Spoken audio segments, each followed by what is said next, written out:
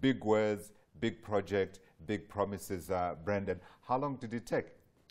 Yes, hi Godfrey. It's taken 5 years. It's been a long road, but we've been fortunate to be working with both provincial and local governments on this. The Automotive Industry Development Centre has been a fantastic facilitator in the project. Sure. And the Tshwane Automotive City, as you said, is planning to be Africa's first automotive city. Right. It's based on other automotive cities across the world, okay, and it'll be the largest one in the world. Sure. So give a sense of what it is that you're building here. Well, our project, Rosslyn Hub, is a catalytic project. In other words, it's what will drive the investment into the Tshwane Automotive City. The automotive city itself is a 50-year plan with a 500 billion rand. Did you say 50-year plan? 50-year plan. You're thinking like the Chinese. We are building a city after all. But what's really nice is that the master plan has been finalized. Our development timeline is 10 years, and we're starting with our development on Friday, tomorrow, when we're launching. And we're anticipating that it'll unlock the first 50 billion rands worth of investment within 10 years. Wow. And that's the exciting part about the project. I think you're going to help Cyril reach his target of $100 billion in foreign direct investment as well as local investment inside that 5-year period. Let's talk about the actors here. Who had to come to the party for you to be able to create this?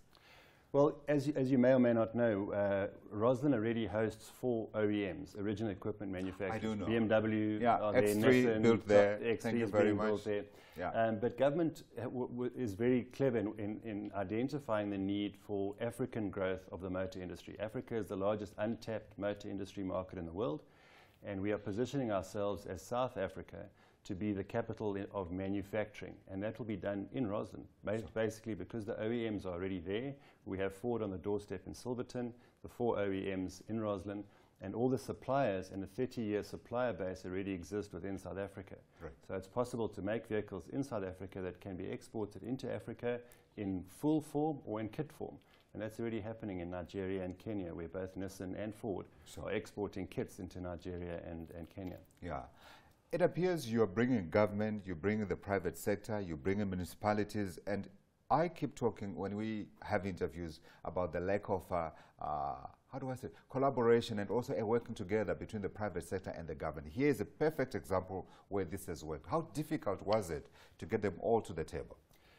It wasn't that difficult, funny enough, because I think the vision was put in place, in fact, by government. The AIDC is a company that's owned by government, but is set up by the auto industry to look after the auto industry.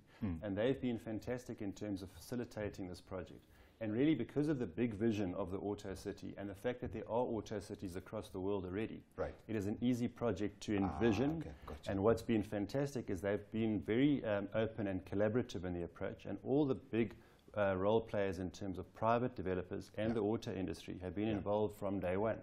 So they've identified who owns what piece of land, who's able to bring what to the party, and to bring all that information into one comprehensive master plan. Right. And you are also bringing in the big players, as you said, are in the auto industry, and you're talking of the unlocking of 50 billion rand of private sector investment. What is it that you're going to be getting here when you say private sector investment? I'm thinking, are you talking the car manufacturers? Are you talking the constructors? Where is this value coming from?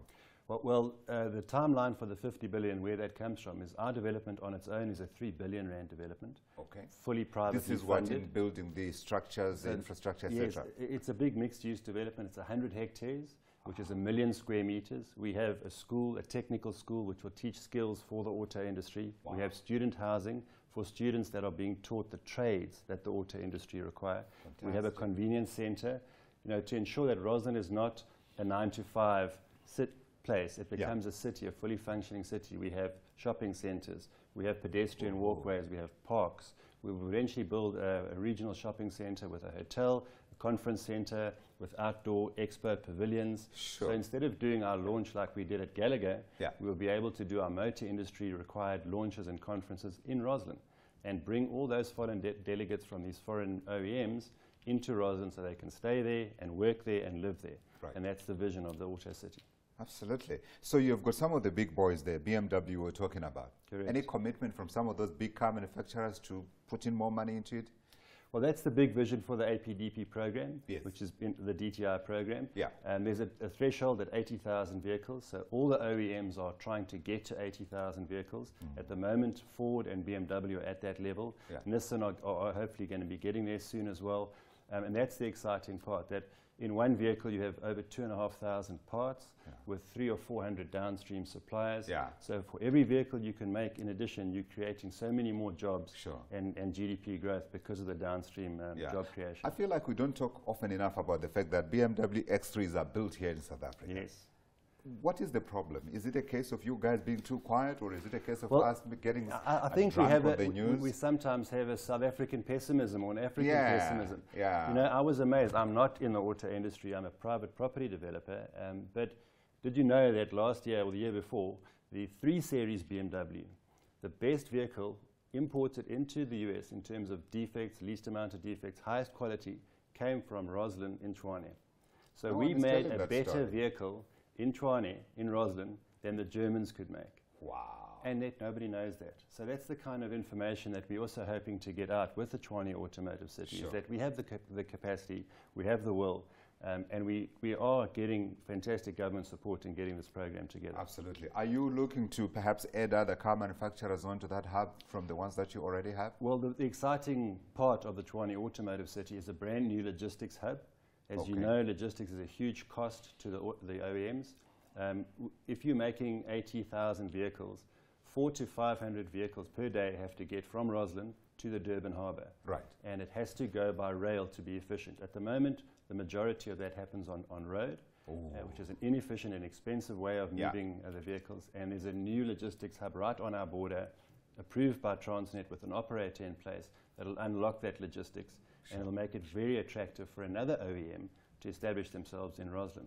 So Transnet is already committed, has it? Transnet is committed. An operator is in place. We can't make that announcement. They'll be doing that themselves. That's okay. Once you can the make it here. It's there, okay. They'll forgive you. So yeah, that's the exciting part. That's a huge cost reduction and an efficiency driver.